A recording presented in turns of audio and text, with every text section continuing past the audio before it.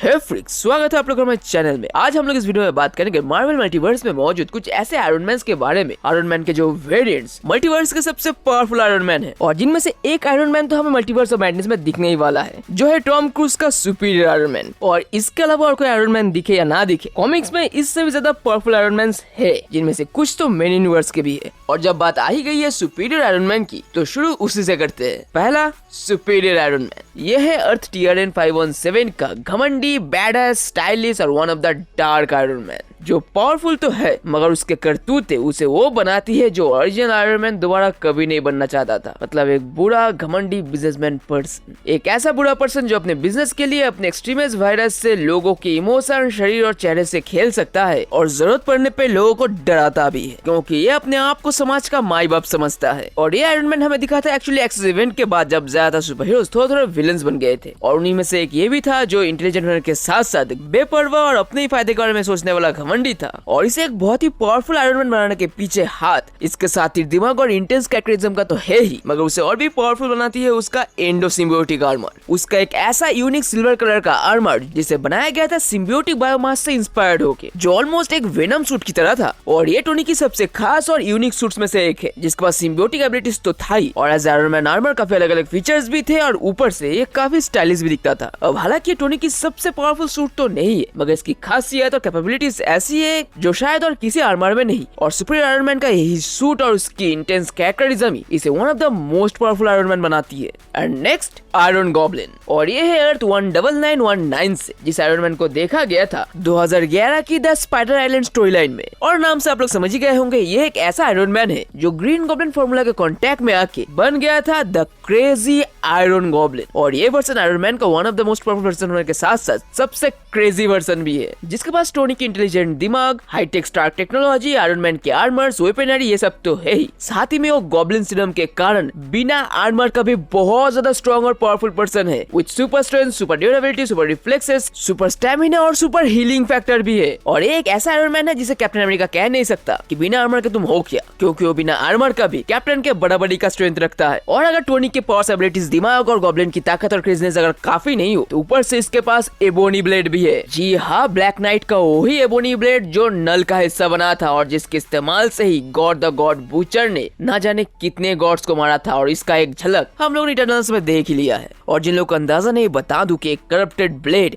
बहुत ज्यादा पावरफुल है, और गॉड द गॉड बूचर के अकॉर्डिंग लिटरली एक गॉड किलर स्वॉर्ड है, जिसको इस यूनिवर्स में आयरन गॉब्लिन विल्ड करता है। और उसका सूट बस आयरन आर्मर नहीं है, बल्कि उसने अपने आयरन आर्मर के साथ गॉब्लिन आर्मर को मार्च करके एक नया कैपेबल आर्मर बनाया था। और गॉब्लिन फॉर्मूले से लेके एबोनी ब्लेड तक सारी चीजें मिलके इस आयरन गॉब्लिन वेरिएंट को मल्टीवर्स के सबसे पावरफुल आयरन मैन के बीच शामिल करता है। और सिर्फ आयरन मैन का ही नहीं, बल्कि ये वेरिएंट ग्रीन गॉब्लिन का भी सबसे पावरफुल वेरिएंट्स में से आता है। नेक्स्ट इसके बाद आता है द इनफेमस आयरन मैन। अब हालांकि नाम इनफेमस है, मगर ये आयरन मैन का सबसे फेमस वर्जन है। और ये एक्चुअली आयरन मैन का कोई वेरिएंट नहीं, बल्कि ये हमारे मेन यूनिवर्स 616 का डॉक्टर डूम है। मार्वल यूनिवर्स के जिस बेहद ही खतरनाक और पावरफुल सुपर विलन ने बीच में आयरन मैन का जगह लिया था और बना था the infamous Iron Man. Actually Civil War 2 के बाद कैप्टन मार्वल के वार से Iron Man aka Tony Stark coma में चला गया था, जिसके बाद एक ऐसा वक्त आया था जब डॉक्टर डूम का चेहरा ठीक हो गया था, और वो बुराई को छोड़ के अच्छाई पे रास्ते पे चलना स्टार्ट कर दिया था, और सच में एक अच्छा बंदा बन गया था। और उसे लगा था कि दुनिया को आयरन मैन की जरूरत है, जिसके बाद उसने टोनी के बेस पे जाके आयरन मैन का आर्मर लेके उसे अपने मुताबिक चेंज करके पहन के बना था द इनफेमस आयरन मैन। और यह इनफेमस इसलिए क्योंकि वो बिना लोगों को बताए अपनी आइडेंटिटी छुपा के आयरन मैन गिरी करने का फैसला किया था, जिससे कि कोई न जान पाए कि डॉक्टर डूम अब आयरन मैन है। और इस हादसे में एआई टोनी स्टार्क के साथ डॉक्टर डूम की कन्वर्सेशन मजेदार थी, जिसको देख के हमें ये अंदाजा लगता है कि अगर सच में टोनी यहाँ मौजूद होता तो उसका रिएक्शन कैसा होता है सब देख के। और वेल मुझे बताने की जरूरत नहीं कि ये आयरन मैन कितना ज्यादा पावरफुल था, क्योंकि ये आयरन मैन डॉक्टर डूम था भाई। जीनियस लेवल की दिमाग और गजब लेवल की सॉर्सरी मैजिकल पावर्स दोनों इसके पास था, और ऊपर से आयरन मैन के आर्मर्स और टेक भी। अब हालांकि as a good guy Doctor Doom काफी अच्छे से दिल जीत रहे थे, मगर फिर राइटर्स ने उसे दोबारा आगे जाके विलेन बना दिया था। और इस आयरन मैन ने काफी ज्यादा फैन बेस भी क्रिएट कर ली थी, जिस कारण से one of the most powerful iron man होने के साथ साथ ये one of the most famous iron man भी है। मगर पावरफुल वेरिएंट्स की लिस्ट में इसके ऊपर जो आता है वो है नेक्स्ट आयरन लैंटर्न। और अब देखो यार, वैसे भी आयरन मैन के टोनी स्टार्क अपनी इंटेलिजेंस और टेक्नोलॉजीज के कारण one of the most powerful Avengers तो है ही, जो अपने दिमाग और टेक्नोलॉजी से किसी को भी हराने का रास्ता निकाल लेता है। और ऊपर से अगर उसके हाथों में डीसी की सबसे पावरफुल वेपन में से एक आ जाए तो सोचो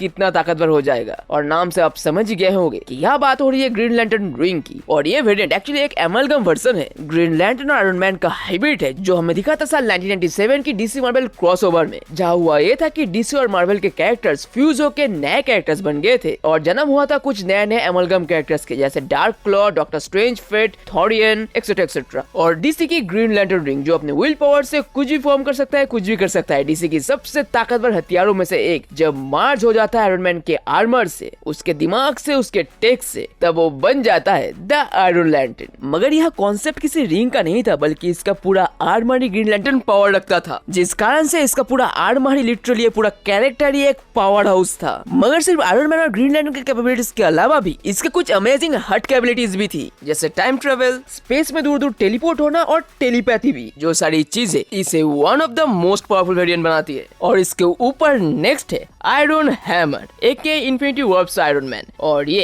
एक्चुअली एक हाइब्रिड कैरेक्टर है जो हमें दिखा था इन्फिनिटी वर्ब्स के इवेंट में, और ये एक बहुत ही नया कैरेक्टर था। अब असल में इन्फिनिटी वर्ब्स के इवेंट में हुआ ये था कि जब गमोरा ने नया यूनिवर्स क्रिएट कर दिया था, तब उस खास यूनिवर्स में हर एक कैरेक्टर दो या उससे ज्यादा कैरेक्टर्स का हाइब्रिड था। मतलब मेन यूनिवर्स के दो कैरेक्टर्स मार्ज होकर इस यूनिवर्स में एक कैरेक्टर बने थे। और वैसे ही थॉर के साथ आयरन मैन फ्यूज होकर बना था एक बैडएस कैरेक्टर स्टार्क ओडिंसन एके आयरन हैमर, जिस कैरेक्टर के पास लिटरली थॉर और आयरन मैन दोनों की पावर्स और एबिलिटीज थी। यानी टोनी का ब्रिलियंट दिमाग और आर्मर्स के साथ साथ थॉर के ताकतें और हथौड़ा भी, रगों में दौड़ती बिजली और हाथों से निकलती रिपल्सिव बीम्स भी। और सुन के आप लोगों को समझ में आ गया होगा कि ये कितना फ्रीकिंग गजब और बैडएस है, जो दिखाता है कि ताकतवर गॉड के साथ दिमाग वाला इंसान अगर जुड़ जाए तो क्या क्या हो सकता है। मगर फिलहाल ये सबसे पावरफुल नहीं है, इसके भी ऊपर अगर कोई पावरफुल है तो वो है next iron man the sorcerer supreme. जी हाँ, आपने सही सुना, ये वेरिएंट फैंस के लिए ड्रीम कम्स ट्रू है, जो सच हुआ था अर्थ 9810 में, जहाँ टोनी स्टार्क बन गया था अर्थ का सॉर्सरर सुप्रीम, जिसके पास हाई लेवल टेक्निकल चीजें तो थी ही, ऊपर से डॉक्टर स्ट्रेंज की सारी ताकतें, ज्ञान और सारी मैजिकल एबिलिटीज भी थी। इनफेमस आयरन मैन से भी ज्यादा इसके पास टेक, इंटेलिजेंसी और मैजिक का सपोर्ट था। जो बंदा अपने क्लॉक ऑफ लेविटेशन को अपनी special magical plus technical armour में लगा के घूमता था, जो लुक आपको फैन बना देगी। और ये वेरिएंट एक्चुअली एक व्हाट इफ कहानी का था, मोर स्पेसिफिकली इशू 133 की, जहाँ होता यह है कि एक पार्टी में टोनी स्टार्क स्टीफन स्ट्रेंज को एक कार को ड्राइव करने देता है, और उस कार को चलाते वक्त डॉक्टर स्ट्रेंज की एक्सीडेंट हो जाती है और उसके हाथों पे फ्रैक्चर भी। और इस बात के लिए टोनी स्टार्क अपने आप को दोषी ठहराता है और गिल्टी फील करता है, जिस कारण से वो किसी भी तरह से अपने दोस्त और उसके हाथों को ठीक करवाना चाहता था, और इसीलिए वो तिब्बत गया था, एंशिएंट वन से मिला था और जादू सीख के बन गया था